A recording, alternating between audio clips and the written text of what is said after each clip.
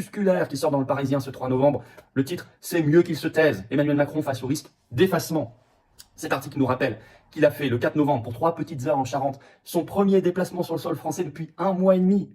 Il ne peut littéralement plus mettre le pied en France parce qu'il est haï, honni de tous. Alors il craque. Je lâche le manche. RTL a fait tout un dossier le 4 novembre. Je vais vous citer un premier extrait. Vous allez voir. Emmanuel Macron a indiqué à des proches vouloir faire un pas en arrière. Sur la politique nationale, je lâche le manche, a-t-il confié.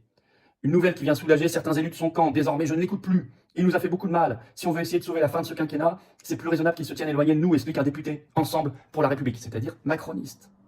Et le Parisien, le 3 novembre, explique tout ça.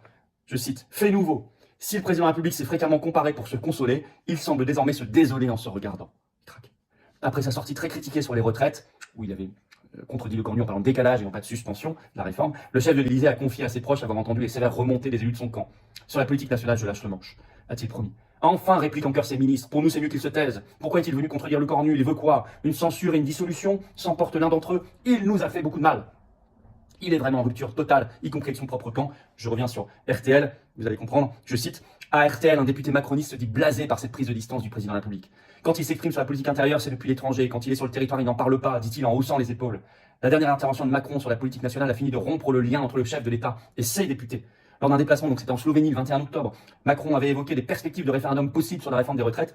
Il avait aussi réfuté l'idée d'une suspension de la réforme, préférant évoquer un décalage dans le temps. Oui, mais il dit je lâche le manche sur la politique nationale, mais il ne peut pas. Ou alors, ça entraîne mécaniquement son départ, par démission, ou s'il ne veut pas, il faut le pousser dehors par destitution, selon l'article 68 de la Constitution. Car oui, il ne peut pas. La présidence de la République n'est pas à option. L'article 5 de la Constitution est très clair. Il ne peut pas lâcher le manche sur la politique nationale, car il a l'obligation, je cite, d'assurer le fonctionnement régulier des pouvoirs publics, ainsi que la continuité de l'État. Donc il ne peut pas lâcher le manche sur la politique nationale. S'il le fait, il doit partir. Démission ou être mis dehors, destitution. On va y revenir notamment sur la motion parlementaire destitution, la nouvelle qui arrive. Parce que là, il n'a pas changé, il est plus délirant et même dangereux que jamais. Il faut donc vite qu'il parte. Délirant, on l'a vu dans son discours, donc justement dans son petit déplacement en Charente ce 4 novembre, aux assises de l'économie de la mer, où il a un culot fou quand il parle de la défense des champions du pays. Les champions dans le sens des entreprises, les fleurons. Je vais vous citer ce qu'il a dit. On ne grandit pas un pays en attaquant ses champions. On ne rend pas un pays plus heureux quand on empêche ses champions d'aller conquérir de nouveaux marchés. Quel culot. Qui a bradé nos champions nationaux?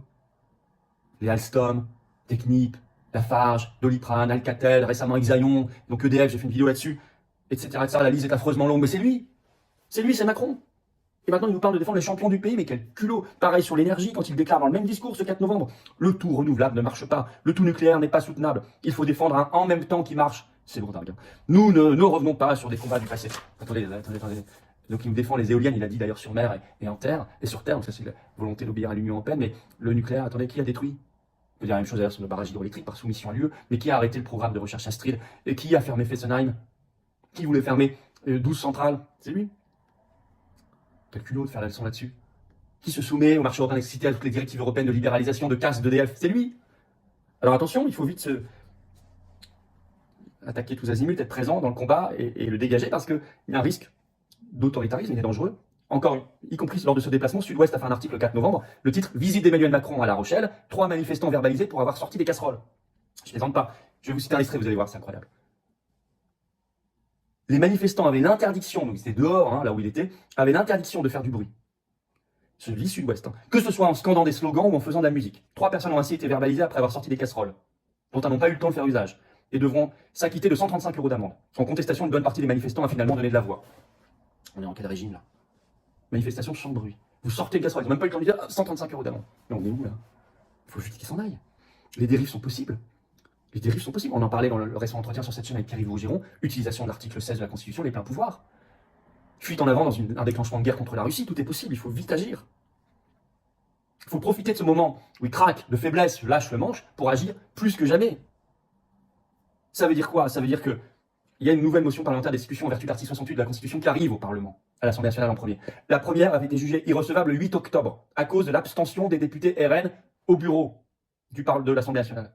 S'ils ne s'étaient pas abstenus mais qu'ils avaient voté pour, la motion aurait été discutée dans l'hémicycle. Elle aurait même pu être votée parce qu'il faut 2/3 des députés. Après, on aurait vu pour le Sénat, mais déjà, ça aurait été symboliquement et politiquement extrêmement fort, et là, une première, inédit, qu'elle soit discutée, et peut-être même votée par l'Assemblée nationale, en plénière. Non, à cause du RN, le 8 octobre, ça a échoué. Ils ne peuvent pas recommencer pour cette deuxième motion de destitution qui arrive très bientôt au bureau de l'Assemblée nationale. Cette fois, ils doivent voter pour. Écrivez à vos députés. Ils se sont pris tellement de critiques, d'attaques, de retours de cartes par leurs propres militants et électeurs le 8 octobre qu'ils ne peuvent pas recommencer. Il faut mettre la pression, c'est très très important.